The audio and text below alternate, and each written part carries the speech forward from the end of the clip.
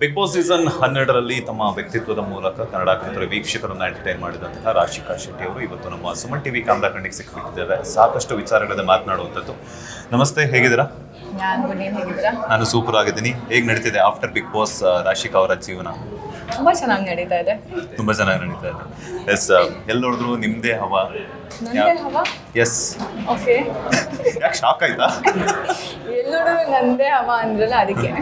ಎಲ್ಲ ಸೋಷಿಯಲ್ ಮೀಡಿಯಾದಲ್ಲೂ ನಿಮ್ಮದೇ ಹವಾ. ನೀವು ನಡ್ಕೊ ಬಂದರೂ ಸುದ್ದಿ ಆಗುತ್ತೆ, ಓಡಾಡಿದ್ರು ಸುದ್ದಿ ಆಗುತ್ತೆ.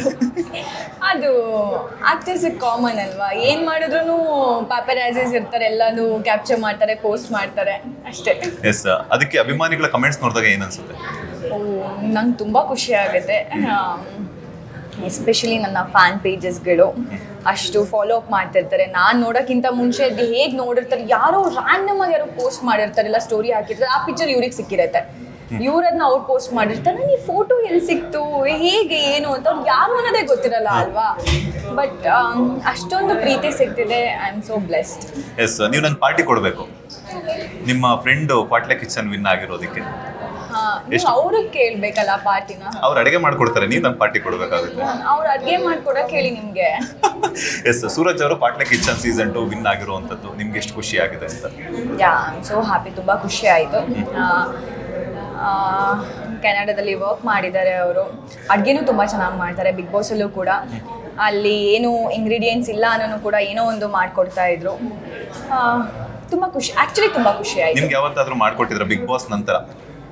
ಮಾಡಿಕೊಟ್ಟಿದ್ದಾರೆ. Is very busy. ಅವರು ಸೀರಿಯಲ್ ಬ್ಯುಸಿ ಪರ್ಸನ್. ಅವರು ಆಚೆ ಬಂದಾದ್ಮೇಲೆ ಯಾರ ಕೈಗೂ ಸಿಗ್ತಾ ಇಲ್ಲ. ನಿಮ್ಮ ಕೈಗೂ ಸಿಕ್ಕಿಲ್ವಾ?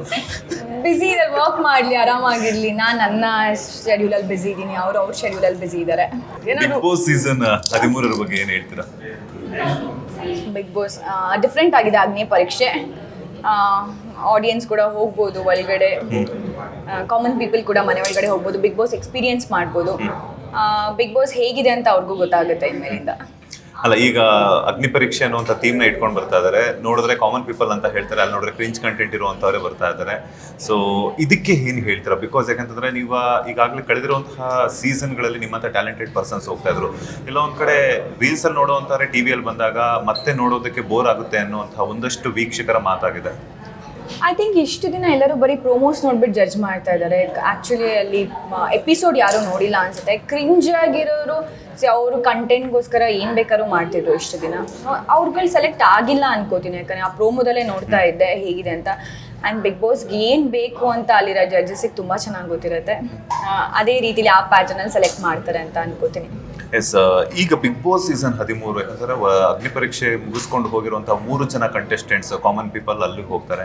ಸೊ ಕಾಮನ್ ಪೀಪಲ್ ಬರೋದ್ರಿಂದ ಸೆಲೆಬ್ರಿಟಿಗಳಿಗೆ ಎಫೆಕ್ಟ್ ಆಗುತ್ತಾ, ಅಥವಾ ಸೆಲೆಬ್ರಿಟಿಗಳಿಂದ ಕಾಮನ್ ಪೀಪಲ್ಗೆ ಎಫೆಕ್ಟ್ ಆಗುತ್ತಾ ಅಂತ?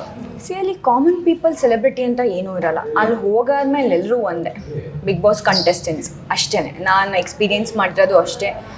ಅಲ್ಲಿ ಸೀನಿಯರ್ ಜೂನಿಯರ್ ಅನ್ನೋದು ಬಂದಿರುತ್ತೆ, ಯಾಕಂದರೆ ಸೀನಿಯರ್ ಆರ್ಟಿಸ್ಟ್ ಇರುತ್ತೆ, ವಿ ಹ್ಯಾವ್ ಟು ರೆಸ್ಪೆಕ್ಟ್ ದಮ್ ಅಂತ ಇರುತ್ತೆ. But end of the day ಎಲ್ಲರೂ ಬಿಗ್ ಬಾಸ್ ಕಂಟೆಸ್ಟೆಂಟ್ಸೇ. ಅಲ್ಲಿ ಬಿಗ್ ಬಾಸ್ ಏನು ಹೇಳ್ತಾ ನಾವು ಅದನ್ನೇ ಫಾಲೋ ಮಾಡಬೇಕು. ನಾನು ಇಲ್ಲಿ ಆರ್ಟಿಸ್ಟ್, ಸೊ ನಾನು ಇದನ್ನ ಫಾಲೋ ಮಾಡ್ತೀನಿ, ನೀನು ಫಾಲೋ ಮಾಡೋಂಗಿಲ್ಲ, ಆ ಥರ ಎಲ್ಲ ಏನಿಲ್ಲ. ಎಲ್ಲರೂ ಈಕ್ವಲ್ ಅಲ್ಲಿರ್ತಾರೆ ಬಿಗ್ ಬಾಸ್ ಮನೆಯಲ್ಲಿ. ಎಲ್ಲರೂ ಅದನ್ನ ಫಾಲೋ ಮಾಡಲೇಬೇಕಾಗತ್ತೆ. ಎಸ್, ಸಿನಿಮಾಗಳ ಏನೆಲ್ಲ ನಡೀತಾ ಇದೆ ನಿಮ್ಮ ಜೈನಲ್ಲಿ? ಇವಾಗ ನನ್ನ ಸಿನಿಮಾ ರಿಲೀಸಿಗೆ ರೆಡಿ ಆಗಿದೆ, ಪ್ಯಾರ್ ಸಿನಿಮಾ. ಹಾಗೆ ಇವಾಗ ನಾನು ಹಂಸಲೇಖ ಸರ್ ಜೊತೆ ವರ್ಕ್ ಮಾಡ್ತಾ ಇದ್ದೀನಿ. ಅವರ ಡೈರೆಕ್ಷನ್ ಫಿಲಮ್, ಅದು ಶೂಟಿಂಗ್ ನಡೀತಾ ಇದೆ.